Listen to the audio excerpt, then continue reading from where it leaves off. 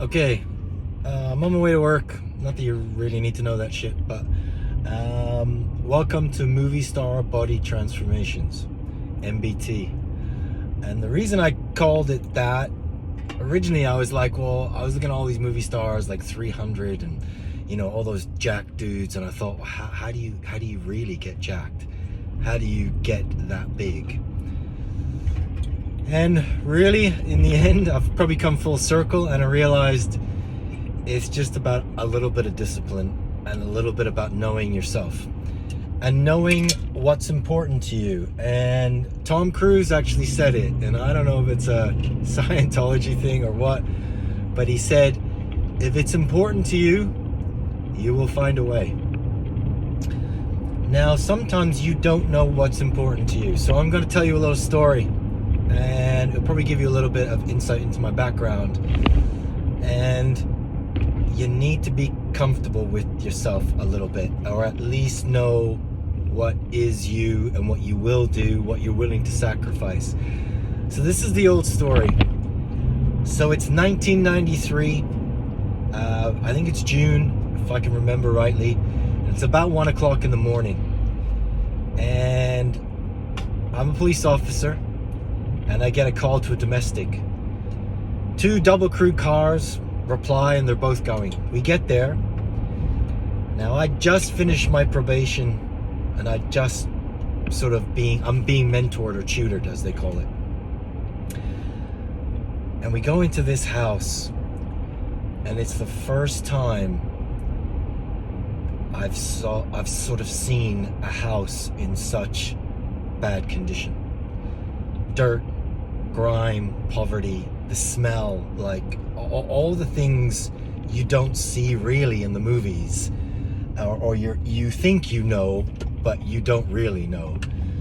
And I was a little bit shocked. And there's a smell of alcohol, and the man is aggressive and a little bit upset, and the woman's crying. It's very dark and dingy in this. Anyways, 4 officers, that's including me, turn up.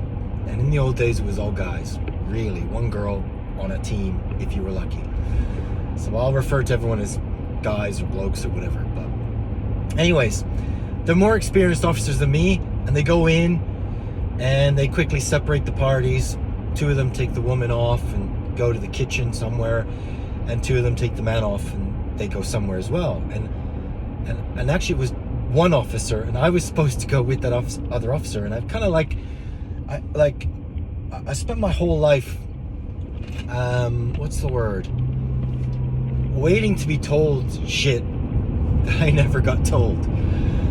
So I'm kind of like sitting in this living room in the dark, and they're all sorting everyone out and blah, blah, blah, and everyone's calming down, and it's kind of dark in this living room, and I'm kind of just standing there and trying to absorb it and take it all in, because it's kind of thrown me a little bit. Like, how can anyone think this is an acceptable way to live? And I get this feeling that I'm not alone in the room. And I'm kind of like, and I'm pretty good at that feeling, because having lived with an alcoholic and violent father my whole life, I was very intuitive as to when the environment would change and violence was on the cards. Anyways, I'm thinking, what is that feeling? And I can't shake it at first. At first I ignore it. It's there, and I ignore that feeling, that gut feeling. I ignore it. And then all of a sudden I'm like, oh, what is that? And I turn, and sitting on the sofa, quiet as a mouse, is this little girl. She's got a little white nightie on, dark brown hair, dark brown eyes, and she's just fucking watching me. And she has that 1,000-yard stare. So I look at her, she looks at me, and I'm like, what is it? What do you... Now, I fucking knew what it was. I knew. But I'm looking at her and waiting for her to tell me. I'm waiting for her to say the words. Like, she's fucking 3, right?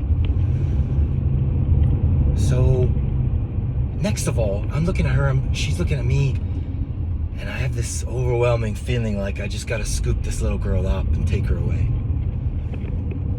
And 2 seconds later, all I hear on the radio is, no offenses disclosed, which means there's nothing going on here, there's no crime. Both parties have been advised, so they've been told off by getting all crazy, and we're leaving. So I left. Now, I was there for domestic that night. That was the call. 26 years later, give or take, 25, 26 years later, I'm on a domestic violence unit. And I'm the detective sergeant, or on my way to becoming one.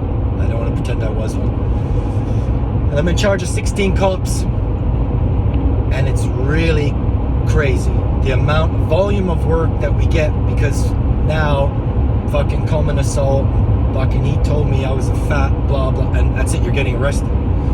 And I said to my team, look, we're gonna wade through a pile of shit all year. And most of it will be rubbish. Just people using the system to manipulate partners and get what they want and abuse the system and use the system. I said, but if you do your job properly, if you do it properly, continue to do what you do, over the next 12 months you'll save someone's life. And there is no doubt that little statement had a profound effect on people, because they believed it. And we definitely did save people's lives. There was a lot of young women, elderly women, abused women, and their lives were saved because of us. Now, it took me that long to realize, and I always get upset a little bit. I wasn't there for domestic that night. I was there.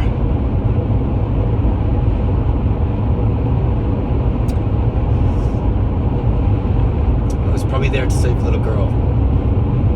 And I didn't listen to that voice inside me telling me to do the right thing, because I doubted that voice. And I acquiesced to more experienced people and didn't want to rock the boat. Now, I've been probably doing that my whole life. I've been guilty of that my whole life.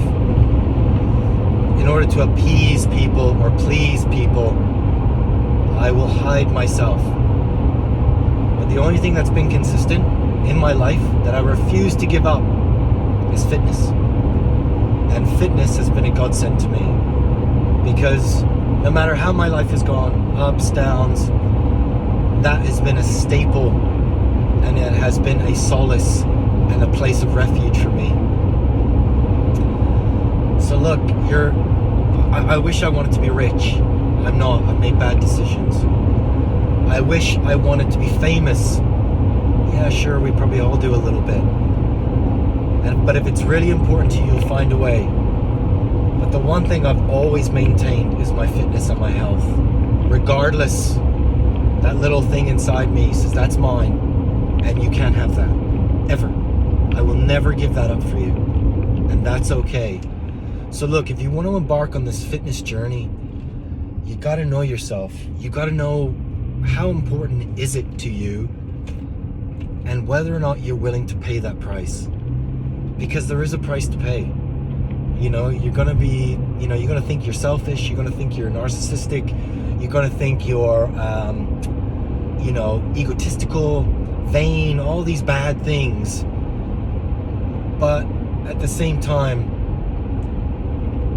I know I'm 53.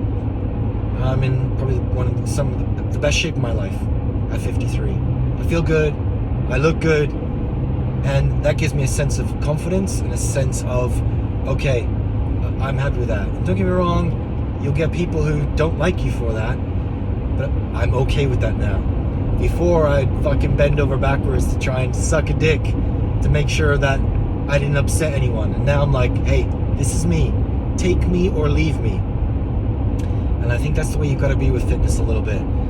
So if you embark on a fitness journey, find someone. If you need a PT, if you need a training program, But if you find you're inconsistent, then ask yourself why. What's really important to you, and be okay with that.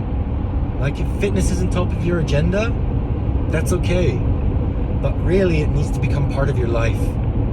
And it's a lifestyle thing. If that means I have to get up at 5:15 in the morning like I did today, that's what you do. And does that mean at 9 o'clock, 9:30, I'm tired and I'm going to bed? Yeah. But if I can do that 3 times a week, get on the mats maybe 1 or 2 times a week, fingers crossed, then I'm okay. Like, I'll leave the rest up to God, because the rest is none of my business. So get out there, work hard, stop comparing yourself to other people. I wish I was Andrew Tate. I wish I was never broke again. But the reality is, driving a Bugatti is at the top of my list. I want to know myself. Character is. I like that word, character. And I've fallen short sometimes with my character. I've denied myself, lied to myself, and disappointed other people sometimes. So work hard on yourself, and the rest, leave it up to the big man. All right? Take care. And always, always go with your gut.